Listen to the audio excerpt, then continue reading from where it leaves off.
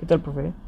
Somos el equipo conformado por Aviv de Jesús Pita Vélez Díaz, Naomi Abigail Rodríguez Álvarez, Jorge Antonio Santillán Rentería, Raimundo Ismael Serrano Araujo y Manuel Gran Peña Macías, que soy yo. Esta es la tarea número 5, que es el uso de los flip-flops, como podemos ver aquí, que hice. Para empezar esta introducción, veremos una pequeña definición de qué es un flip-flop. Es un dispositivo de dos estados, o biestable, que sirve como memoria básica para las operaciones de lógica secuencial. Los flip-flops son ampliamente usados para almacenamiento y transferencia de datos digitales y se usan normalmente en unidades llamadas registros, para el almacenamiento de datos numéricos binarios. Las tres características principales son: asumen solamente uno de los posibles estados de salida, tienen un par de salidas que son complemento una de la otra, y tienen una o más entradas que pueden causar que el estado del flip-flop cambie. En esta tarea se nos pidió armar el siguiente circuito con un contador de 2 bits y para esto me gustaría explicar qué es un flip-flop. Un flip-flop viene siendo lo que se le conoce en electrónica como un bioestable, en inglés llamado flip-flop, y es un circuito multivibrador que tiene dos estados estables y puede almacenar información. Y lo siguiente que se nos dejó fue unas preguntas. Y la primera pregunta es: ¿qué tipo de flip-flop usa el contador cuando J es igual a K?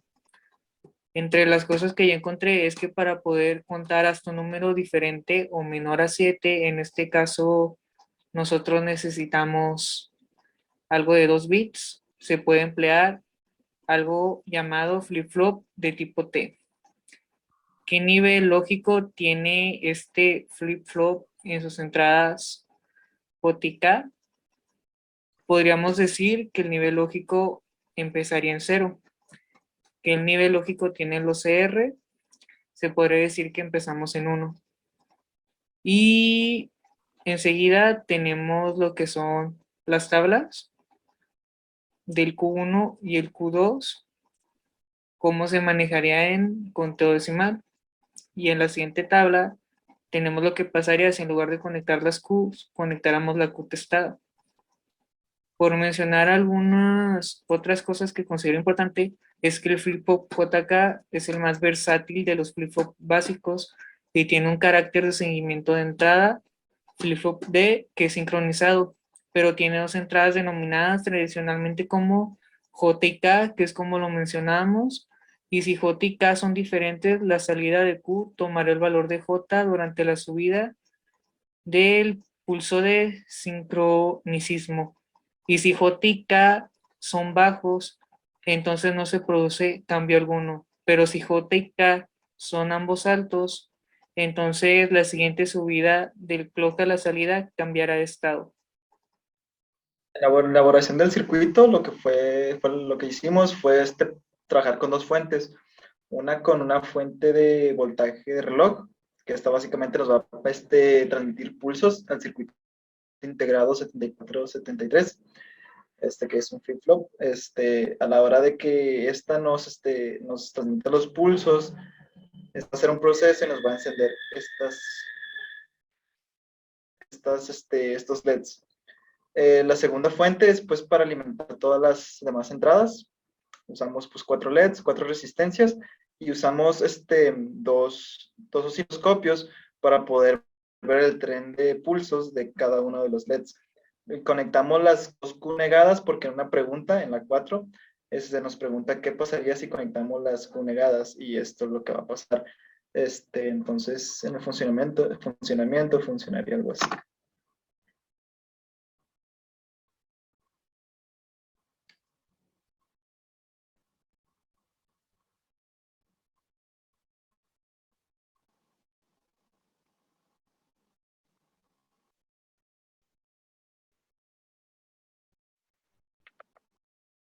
Ya está bien, Jorge. Como se puede observar en este circuito el que yo voy a explicar, se puede observar que a la izquierda ya no hay una fuente, ya que al explicarlo la fuente haría que el contador fuera muy rápido. Entonces lo que hicimos fue cambiarlo por un push button para explicar paso a paso cómo es que funcionan las entradas y las salidas. Como podemos saber, la entrada vendría siendo la fuente y a la derecha tenemos nuestras salidas. En este circuito podemos ver que en la parte superior hay unos LEDs que están representando las salidas como Q0 y Q1, y en la parte de abajo vendría siendo Q0 negada y Q1 negada, que como podemos observar ahí ya está encendido el circuito, el cual los LEDs de abajo están prendidos pero los de arriba no, siendo esto como en la tabla de entradas y salidas que nos entrega el profesor.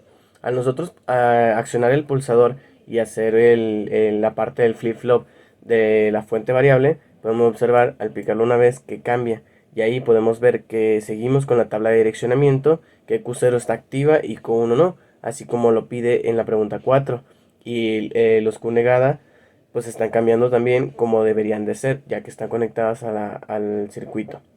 Entonces, si volvemos a hacer otra vez de picar y cambiar el flip-flop, podemos observar que ahora cambió. Ahora Q0 no está activo, pero Q1 sí, y Q0 negada está activo y Q1 no. Si lo volvemos a activar, podemos observar que ahora Q0 están activas y Q1 también, así como Q0 y Q1 negada no están activas, que vendrían siendo la pregunta 5. Como podemos observar, el circuito está funcionando correctamente. Nomás cambiamos el push button para observar que el circuito funciona de la mejor manera. Al presionarlo por otra vez se recomienza el circuito y así sucesivamente hasta cumplir el ciclo del contador. Nosotros como equipo concluimos que en la tarea podemos observar cómo funciona un contador de 2 bits partiendo del circuito que se muestra anteriormente. Esto es bastante útil para saber cómo es que funcionan los flip-flops en una forma práctica profesionalmente y darnos una idea de cómo es que funciona algún circuito parecido al llegar a la industria y tener una idea de primera vista al momento de reparar o inventar algún circuito parecido en nuestra estadía profesional en las industrias. Gracias por su atención.